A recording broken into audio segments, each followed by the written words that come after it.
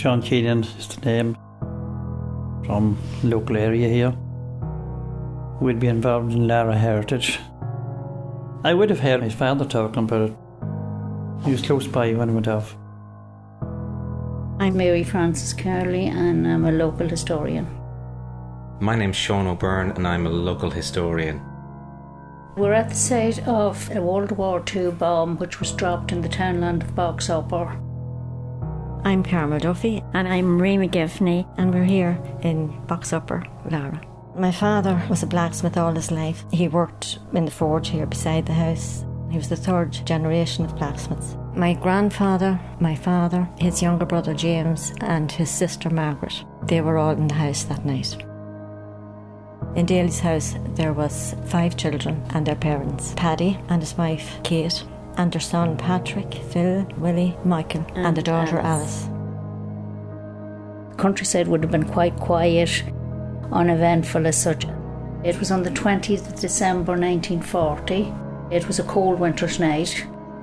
Around 8 o'clock, the only daughter they had was on her way to the well when it started to rain. She went back for a raincoat. If she hadn't gone back, she would have been just in the firing line. The first noise they would have heard was an aeroplane coming across the area and people went to their doors. I vaguely remember, I think my father was up to the Stoonan Road. He was going to a choir practice on that night. He was up there when the bomb went off.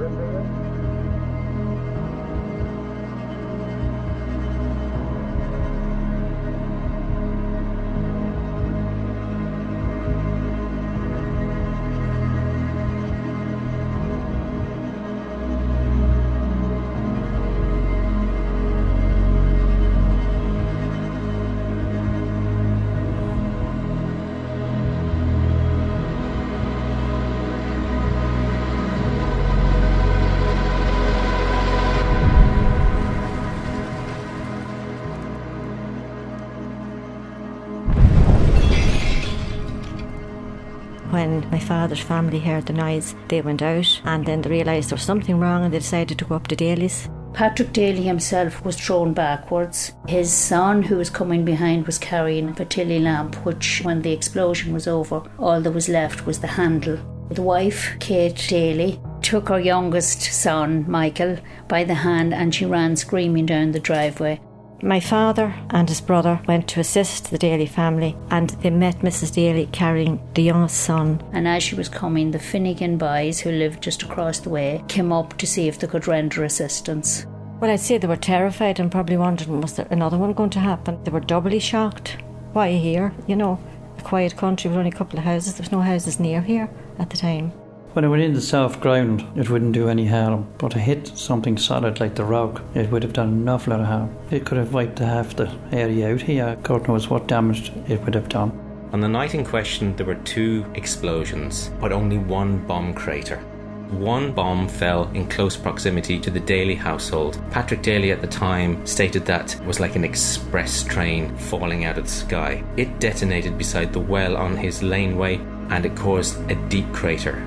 The second explosion damaged the neighbour's house across the way, the Finnegan house. But there was no impact. Typically, the most popular German bombing aircraft that the Luftwaffe used was the Heinkel HE-3. The common bomb that they packed that airplane with was a 250 kilo bomb or a 500 kilo bomb, to which they could attach different types of fuses depending on the damage they wanted to do. So we have to imagine that one of the bombs was set up with an impact fuse that would detonate upon impact, and the other one would have a delay fuse timer, so it would detonate in midair, perhaps at rooftop level, and would create an air blast explosion which would do a lot of property damage closer to the Finnegan household. That is probably why we only have 1 crater on the ground, but we had 2 houses damaged. The damage was done to the house here, the sash windows, the glass were broken in them, and slates, and the front door. 1 pane of glass was broken because I can still remember seeing a different pane in it. Our house here was built 33-34 and Daly's house was built after that.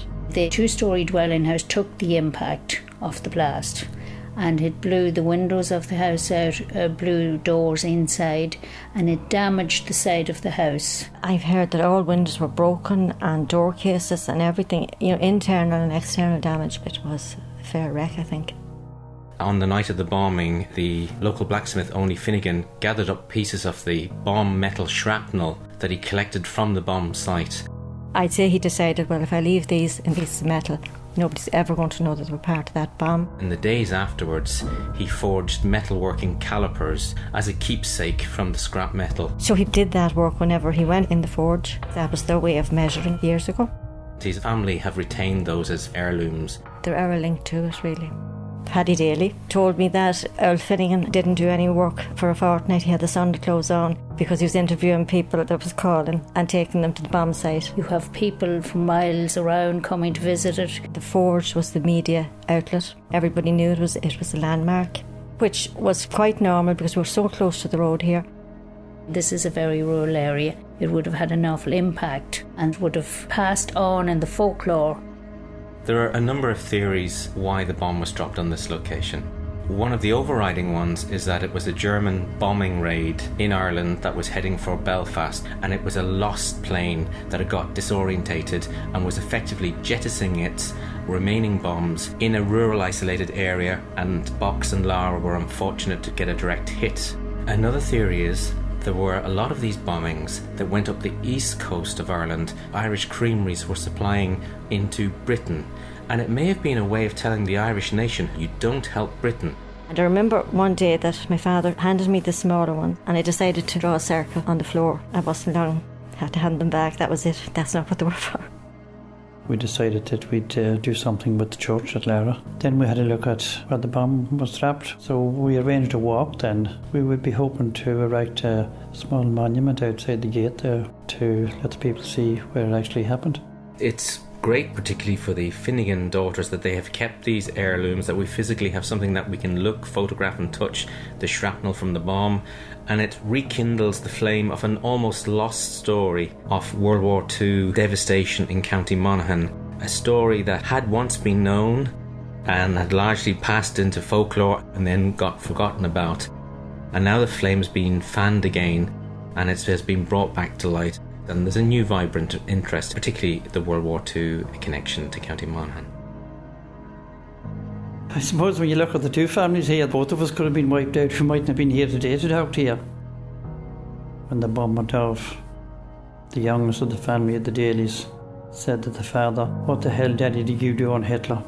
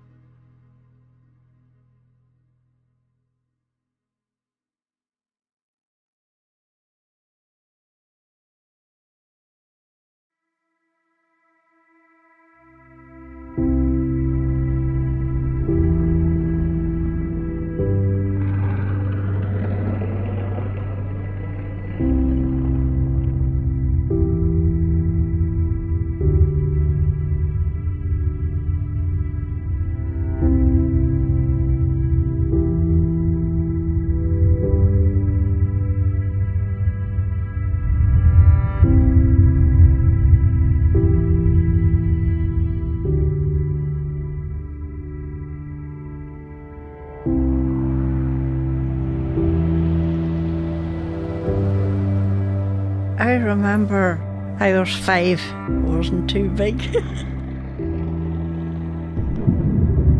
This big noise come along and my father ran out of the fire thinking that the other girls had put on a fire, and the big noise, it must have scared him that the house was on fire.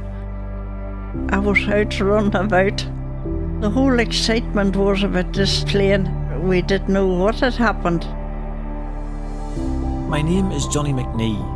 I'm an aviation researcher, author and amateur aviation archaeologist. I'm Ava Campbell. I go to Beach Hill College. I'm from Cargo, which is very, very close to the site. I'd never heard about the Spitfire before until it was brought up, the chance to go to it. Our aircraft was flying from RAF Aldergrove and it would have taken off probably just before 10 o'clock that morning. Flight Lieutenant Proctor would have taken the aircraft up to height and then would have commenced runs across the width of Northern Ireland to record the cloud cover and temperature at various heights. This information is very useful for the RAF in plotting the weather coming in from the Atlantic, and it allows them to plan their bombing missions over enemy-occupied Europe. So it would appear after about an hour and 20 minutes we might have had probably about one run of Northern Ireland and was coming back to complete another run when his instruments froze. Sunday the 20th of September 1942 would have been like any other quiet Sunday in the Emmyvale countryside. People were coming out of Mass, making their way back to their houses, thinking of dinner, the Sunday chores that they had to do. My mother was at Ballyocean Church, and when they come out, they all seen this plane that was ciphering about in the sky, and they said, that's going to come down. The people knew there was something wrong with this plane, the way it was carrying on in the sky. When all of a sudden, just after 11 o'clock, that quiet Sunday stillness was shattered by the screaming roar of Battle of Britain veteran Spitfire R6992 as it dived down pilotless from the clouds.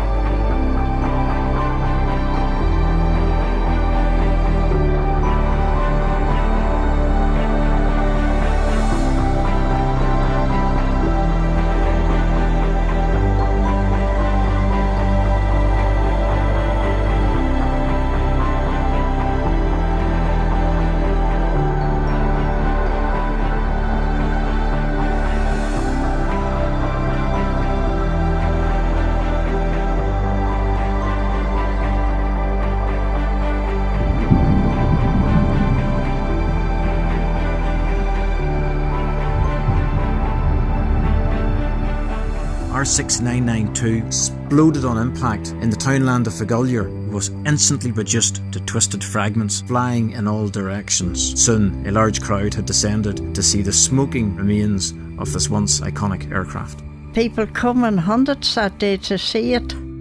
I don't know how it was that there come so many people so quick. What excitement for us all. Later in the day, the local Defence Force personnel and civic guards and army turned up to restore some order to the scene. We weren't allowed to go over near the field anymore because they thought there might have been a bomb or someone in it. But then we learned later that the pilot had bailed out. He managed to land safely in the grounds of a large country estate in Auchnacloy. And that was just across the Blackwater from us.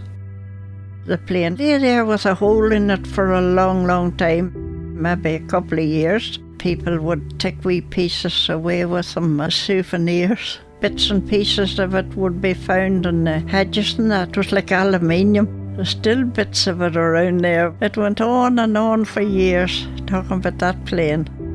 It never ended. My history teacher decided to hold a raffle for who wanted to go. It just happened that I was one of the ones picked. We found a good few bits. It was very broken up at the start. It stank of fuel and the soil was nearly completely black. The further that we went down, the pieces were coming in bigger chunks.